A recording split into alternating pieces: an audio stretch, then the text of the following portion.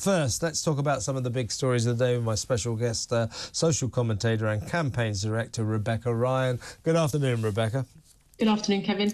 Let's talk about Rishi Sunak first. I think he's sending out really mixed messages, speaking with a forked tongue, because suddenly he's had this Damascene conversion. Suddenly, like so many dim politicians in Westminster, they finally realised that maybe people don't want their lives ruined and don't want to spend out thousands of pounds on green levies on their bills. Maybe this green claptrap isn't that popular. They finally realised that. No one more than Rishi, who's now sort of talking about the anti-green campaigner of all time.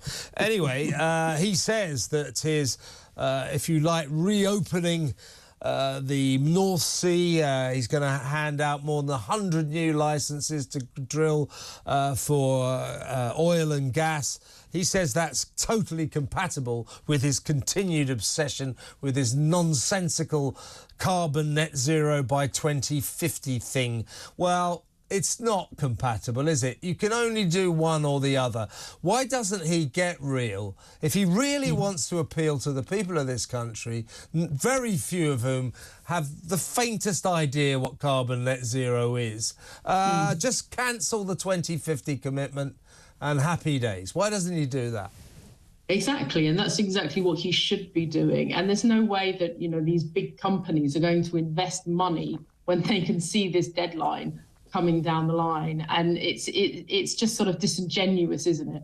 You've seen the results in Uxbridge, and then suddenly you've got this sort of action happening of, you know, Rishi's coming out. He's the guy, you know, he's the friend of the motorists. He's, you know, saying he's going to get rid of this, that and the other. But when you actually drill down into it, there's not really very much meat on the bone. You know, he was asked only yesterday outright if he was standing by the ban on petrol and diesel cars for 2030, which is, you know, we are the global leader in banning petrol and diesel cars, which is ridiculous. And he confirmed that we would be standing by that ban, which is, you know, completely symbolic of his position, actually. So what we're seeing is a load of sort of just PR going on around about and no actual real detail. Yeah, it's just it's just politics, and you can't be both. I think the reason he's still sticking with 2030 for no more petrol cars, as you quite rightly say, Rebecca, we're the only country in the world doing this. No one else. Why do we flagellate? Why do we self-flagellate like this? I don't get it. We are the world's top virtue signallers, I think. Yeah. So he's saying that. He's sticking to 2050. So what he's trying to do is to say, hey, I'm the motorist friend. None of that old green rubbish. Not for me. I'm a Tory. Vote for me. Mind you Green Party voters and Labour voters, I still love the carbon net zero commitment. He's trying to keep everyone happy, and by so doing, as sure as night follows day, he will keep no one happy. Commit to one thing or the other.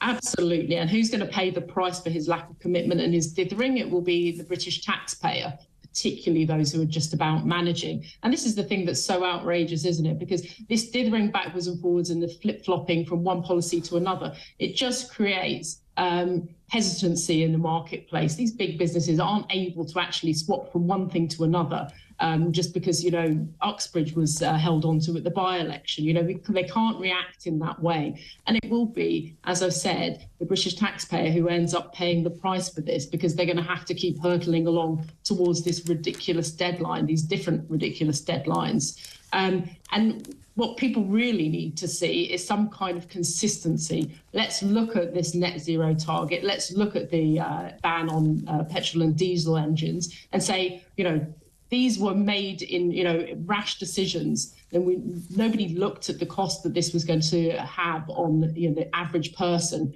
you know, much like the London ULEZ scheme that's being expanded as well. Yeah. All of these things have been undertaken in this rush to appear the most woke and the most eco-friendly and the most green. And nobody's actually presented the cost and the implications for the people who are voting these politicians into power. I despair of the Westminster gang. I mean, their uselessness is unbelievable. They've got the people all wrong about greenery, and they have now for at least a decade. They all believe. Look at Keir Starmer. Here's my big pledge. It's my big manifesto. A greener, fairer future. He thinks this country is full of like 70 million people going, I don't care what it costs. We must save the planet. We do care what it costs. The Sun today, brilliant issue, by the way.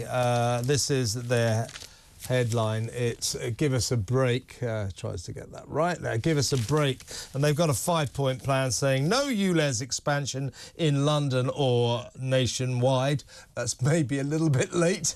Horse might have bolted on that one, but a nice thought. Number 2, no low traffic neighbourhoods where public objects. That I think you'll find is everywhere. Number 3, delay on 2030 diesel and petrol car ban until the country is ready. We've discussed that. Number 4, scrapped edict that 22% of car sales must be electric by 2024. I hope the government pays heed to that. 5, no new green motoring stealth taxes and a fuel duty freeze. I mean, all really good points, all really what the public want. Rishi just should read The Sun. I recommend it to everyone. Excellent paper, but he should read it, and he should go along with their brilliant 5-point plan. He really should.